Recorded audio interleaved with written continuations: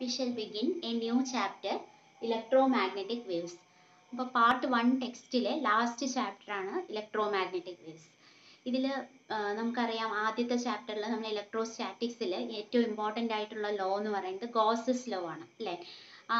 അപ്പോൾ അതിൽ electric field through any closed surface integral E dot D S is equal to charge enclosed by epsilon naught. അപ്പോൾ electric ഫീൽഡിന്റെ source എന്താണ്? Charge ആണ്. ആ ചാർജിന് ചുറ്റുമാണ് ഇലക്ട്രിക് ഫീൽഡ് ഉണ്ടാവുന്നത്. So this is the first law, Gauss's law in electrostatics. Then we learned about Gauss's law in magnetism. മാഗ്നറ്റിസത്തിലെ Gauss's law എന്ന് പറയുന്നത് integral B dot D S is equal to 0. ആ magnetic monopoles ഇല്ലാത്തതുകൊണ്ട് ഈ right side 0 ആയി. പിന്നെ നമ്മൾ പറഞ്ഞത് പിന്നത്തെ ചാപ്റ്റർ ഇലക്ട്രോമാഗ്നറ്റിക് ഇൻഡക്ഷൻ എന്നുള്ള ചാപ്റ്ററിൽ നമ്മൾ പറയുന്നത് whenever the magnetic field linked with a circuit or linked with a coil changes, an EMF is induced in the coil, and that phenomenon is called electromagnetic induction, and the equation of electromagnetic induction is induced EMF is equal to minus number of turns എന്ന് വേണമെങ്കിൽ എഴുതാം, അല്ലെങ്കിൽ minus d∅ by dt. ഇനി induced ഇഎംഎഫിന് പകരം നമ്മൾ അതിനെ integral ഫോമിൽ എഴുതുകയാണെങ്കിൽ നമുക്ക് വോൾട്ടേജിന് എങ്ങനെ എഴുതാം? It is equal to E dot D L അല്ലെ. ഇഎംഎഫ് അല്ലെങ്കിൽ വോൾട്ടേജിനെ പൊട്ടൻഷ്യലിനെ നമുക്ക് ഇ ഡോട്ട് ഡി എൽ എന്ന് എഴുതാം. So integral E dot dl is equal to minus d∅ by dt whenever the magnetic flux changes with time and EMF is induced. EMF ആണ് integral E dot dl എന്ന് എഴുതിയത്. ടെക്സ്റ്റിൽ എഴുതിയിരിക്കുന്നതിൽ number of turns ഇട്ടിട്ടുണ്ടോ? ഇല്ല. Maxwell's equation എന്നുള്ള ടോപ്പിക്കിൽ മൂന്നാമത്തെ equation induced EMF is this. Then there is the fourth law. Fourth ലോയിൽ പറയുന്നത് integral B dot D L is equal to μ0 I enclosed. അപ്പോൾ ഇവിടെ I enclosed എന്ന് പറഞ്ഞാൽ it is a current enclosed, and current ആണ് ഇവിടെ source of magnetic field അല്ലെ. ഒരു കറന്റ് ക്യാരിയിങ് കണ്ടക്ടറിന്റെ ചുറ്റും there is A magnetic field. അതാണ് ഓയിസ്റ്റഡ് കണ്ടുപിടിച്ചത്. അപ്പോൾ ആ കറന്റ് ക്യാരിയിങ് കണ്ടക്ടറിന് ചുറ്റുമുള്ള മാഗ്നറ്റിക് ഫീൽഡ് ആണ് നമ്മൾ ആംബിയേഴ്സ് ലോ വഴി integral B dot D L is equal to μ0 I enclosed എന്നുള്ളതിൽ ഇന്റർപ്രറ്റ് ചെയ്തിരിക്കുന്നത് അതാണ്. അപ്പോൾ ഈ എല്ലാ ലോസും ഇലക്ട്രിസിറ്റിയിലും മാഗ്നറ്റിസത്തിലും ഉള്ള ലോസിനെ എല്ലാത്തിനെയും കൂടെ ഒന്ന് ഫോർമുലേറ്റ് ചെയ്ത് ഒരു സെറ്റ് ഓഫ് ഇക്വേഷൻസ് ആയിട്ട് ഡെവലപ്പ് ചെയ്ത് അതിനെ ആ 4 എണ്ണം കൂടെ ഒരുമിച്ച് ഒരു അനാലിസിസ് നടത്തിയത് it was A scientist Maxwell. It was James Clerk Maxwell who formulated or who developed the set of 4 equations.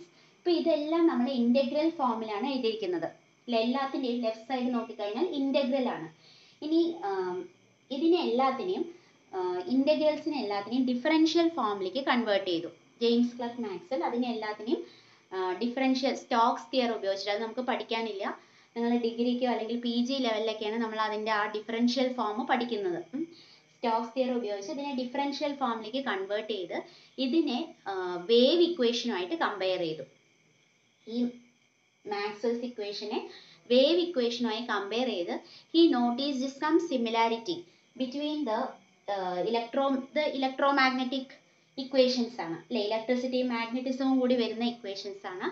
അതും ഇതും കൂടി ഒരു കമ്പാരിസൺ നടത്തിയപ്പോൾ he made a very important discovery, and that discovery revolutionized the field of communication. അപ്പോൾ അത് എന്താണ് ആ discovery, എന്താണ് ആ ഒരു കമ്പാരിസണിലൂടെ മാക്സ്വെൽ എത്തിയ ഒരു കൺക്ലൂഷൻ എന്താണെന്നുള്ളതാണ് നമ്മൾ ഈ ചാപ്റ്ററിൽ പഠിക്കുന്നത്.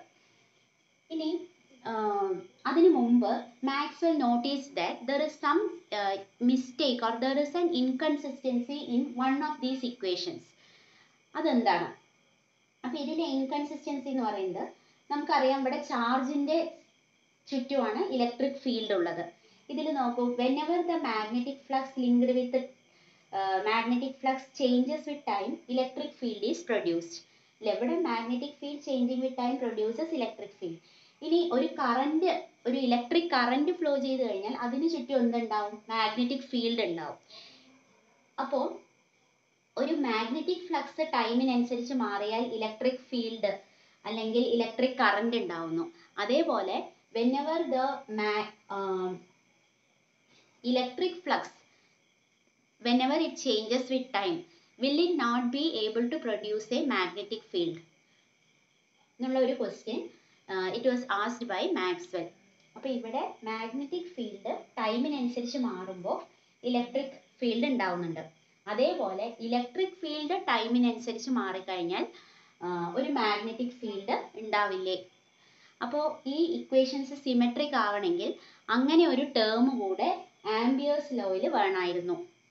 ഞാനിത് ഫുൾ എക്സ്പ്ലെയിൻ ചെയ്യുമ്പോൾ നിങ്ങൾക്ക് മനസ്സിലാവും. അതായത് ആംബിയേഴ്സ് ലോയിൽ ഇപ്പം നമ്മൾ integral B dot D L is equal to mu zero I enclose എന്ന് പറയുമ്പോൾ ഇവിടെ ഈ കറണ്ട് ഐ എന്ന് പറയുന്നത് it is a current due to the flow of electrons. ഇത്രയും സമയം നമ്മൾ കറണ്ട് എന്ന് പറഞ്ഞാൽ it is due to the flow of electrons എന്ന് മാത്രം ആണ് നമ്മൾ മനസ്സിലാക്കിയിട്ടുള്ളൂ.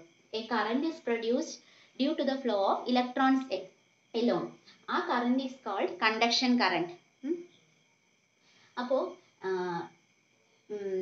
മാക്സ്വെൽ ഈ ആംബിയേഴ്സ് ലോനെ ഒരു പർട്ടിക്കുലർ സിറ്റുവേഷനിൽ അപ്ലൈ ചെയ്തിട്ട് he found that there is a missing term in Ampere's law and he made the correction. So we shall see what is the missing term in Ampere's law.